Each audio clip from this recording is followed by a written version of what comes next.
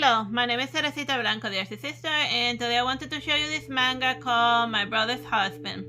Like, it's basically, like, the main character, he's like a divorced single father, and then one day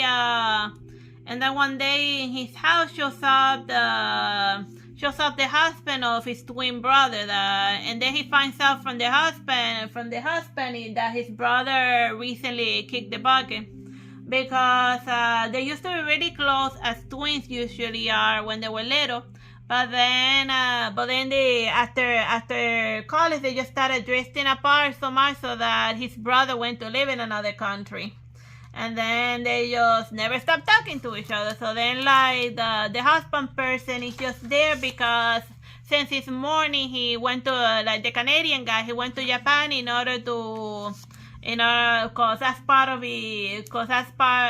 like visit all of the places that his husband had visited. So then since he finished grieving all over Canada, he went to grieve in Japan to see all of the places that was like where his husband had like his childhood. So then, like, since he's the husband of his dead brother, he ends up like playing host to this Canadian guy, but he doesn't feel very comfortable with him about like. It's not like he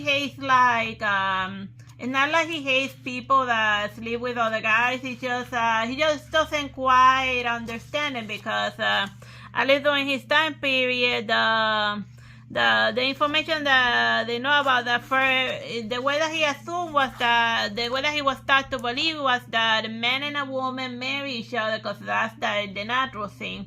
His Japanese brain just couldn't handle that. But he wasn't taught in school that other alternative ways for like guys could marry guys and girls could marry guys, and that's alright, and they don't need to go to war about it. But you know.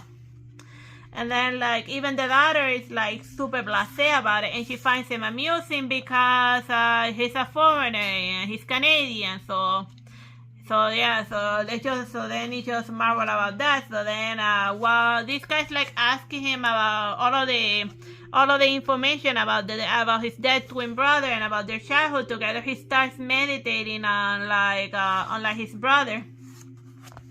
And whenever he's meditating on his dead brother, he starts looking at his shadow, because as his shadow was thinking of his dead brother, because at a certain point they just drifted apart, and what he doesn't realize is that they ended, like, over here he tells him, like, when his brother came out to him, that he just tells them that his brother just showed out to him when he was a teenager, and then he told them that, yeah, he's gay, and then like he just up and said it, and then that was all he said, and then his response to that is, oh, is that so? And that was all he ever talked about it.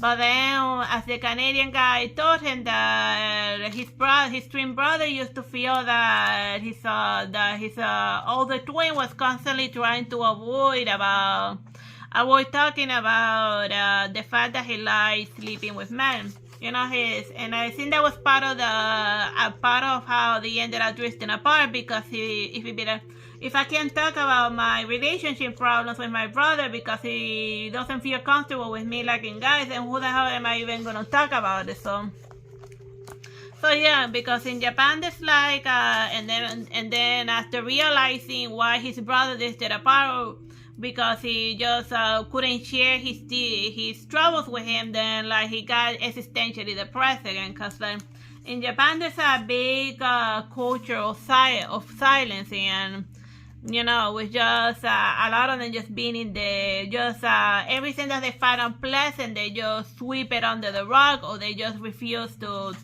they either pretend it's not there, or like they refuse to talk about it, or like they drift, or like they push the children away so that they don't have that conversation.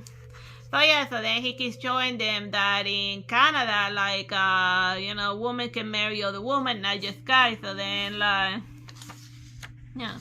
So then it's just more than an LGBT story. This one's also about you know, culture clash, showing like how different it is, like super hyper repressed Japanese culture in comparison to like the hyper liberal Canadian one.